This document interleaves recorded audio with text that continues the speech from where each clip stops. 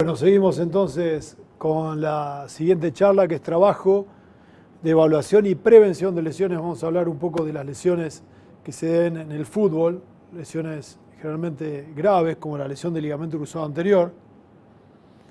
Y es muy importante evaluar las lesiones de acuerdo a la severidad, y la severidad de las lesiones en la estadística del fútbol tiene que ver con los días de baja, tanto de entrenamiento como días de partido. Por ejemplo, las lesiones mínimas son de 0 a 3 días, como por ejemplo un traumatismo en un dedo, un pisotón, algo en la mano, que dejan de 2 a 3 días afuera al deportista.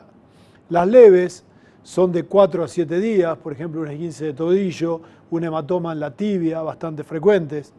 Moderadas son de 8 a 28 días, de 8 días a un mes, o sea, de una semana a un mes. Generalmente estas son las lesiones musculares, las más frecuentes. Y las severas son más de un mes, que ahí tenemos las cirugías, las fracturas, las lesiones del ligamento cruzado anterior, inestabilidad de hombro, luxación acromioclavicular, etcétera, son lesiones más importantes. Y fíjense la severidad de las lesiones, de acuerdo a Ekstrand, en donde tenemos una lesión de menisco que puede tener de ausencia 40 días, a una lesión de fractura de tobillo 50, fractura de tibia 113 días, ruptura de Aquiles 169 días y lesión del ligamento cruzado anterior, donde ya superamos los 200 días, quizás hoy en día más porque se le da más de 7 meses, se le da generalmente 9 meses al deportista.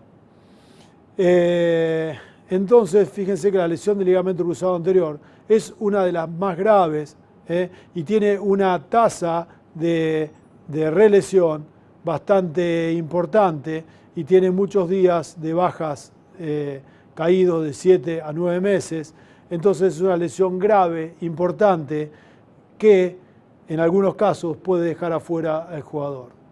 Hace años nosotros empezamos a estudiar esto, cuáles eran las lesiones de rodilla y cómo se podían prevenir. Y empezamos a estudiar los mecanismos de producción de las lesiones. Fíjense en este caso a Víctor Valdés, jugador del Barça, en donde, sin perturbación prácticamente, atajando, estando solo, 21 minutos del partido y ganando 1 a 0, ataja una pelota y fíjense la pierna derecha del jugador. Como hace un movimiento de valgo, rotación externa, fíjense la cara de dolor, nadie podía creer, nadie lo toca, fíjense la cara de Mascherano, lesión de ligamento cruzado anterior. No volvió al mismo nivel que antes, no volvió a ser el guardametas del Barça. Pero esto pasa muy frecuentemente. Fíjense el trabajo de Claire Arden, donde dice que el 55% vuelve al deporte competitivo. 1 de cada 3 no vuelve al nivel previo y 1 de cada 2 no vuelve al deporte competitivo. 1 de cada 3 no vuelve al nivel previo. O sea, no es tan infrecuente esto. Te diría que son muchos los que no vuelven al mismo nivel. Un trabajo de Jan Ekstrand también, del British Journal of Sports Medicine de 2016, en donde dice que el 65% vuelve al mismo nivel. El 65% vuelve al nivel. Un tercio no vuelve al nivel previo. Y esto es muy importante.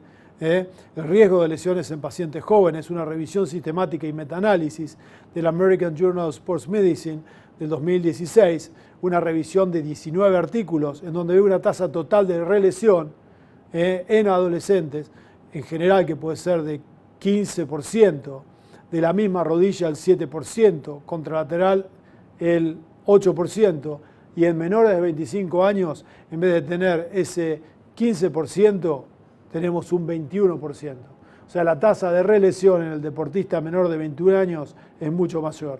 Y la vuelta al deporte de una lesión de ligamento cruzado anterior tiene una posibilidad de reruptura de 30 a 40 veces mayor a la de un adolescente no lesionado. 30 a 40 veces mayor. O sea, una tasa mucho mayor si el deportista es adolescente. Y así, nosotros estamos por publicar esta revisión bibliográfica del mecanismo de lesión del ligamento cruzado anterior, en donde hicimos una revisión de la bibliografía en cuanto al mecanismo de lesión. Y podemos diferenciarlo de lo que es la situación de lesión en donde este artículo del British Journal of Sports Medicine de 2015 habla de que el 85% son no contacto. Son no contacto por presionar a un jugador o por estabilizarse después de una patada.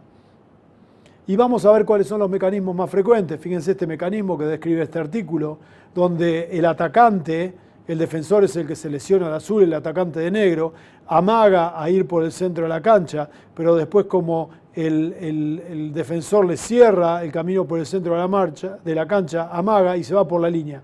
Al irse por la línea, este pie queda muy cerca del centro de gravedad y al quedar lejos del centro de gravedad hace un valgo, rotación externa y una ruptura del ligamento cruzado anterior. Fíjense la ruptura del ligamento cruzado anterior. Este es el mecanismo más frecuente. Fíjense el delantero como le pisa la pelota, va, vuelve y ahí se rompe el ligamento cruzado anterior.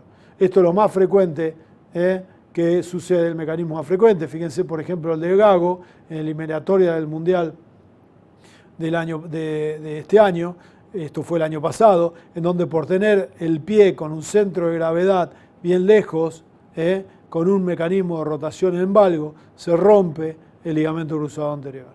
Esto es lo que describimos nosotros en nuestro trabajo. Otro mecanismo es patear y caer con la misma pierna. Patea, cae con la misma pierna y rompe el ligamento cruzado anterior. Un mecanismo muy frecuente.